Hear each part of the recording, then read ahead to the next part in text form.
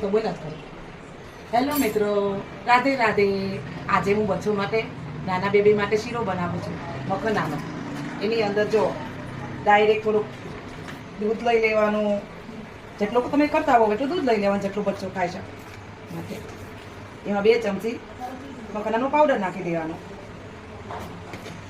પછી એને ગરમ કરવા મૂકી દેવાનું, અલગ અલગ કરવાનું. બધું મિક્સ થાય એટલી રીતે હલાવવાનું, જ્યાં સુધી ઘાટો થાય ને ત્યાં સુધી રાખવાનું.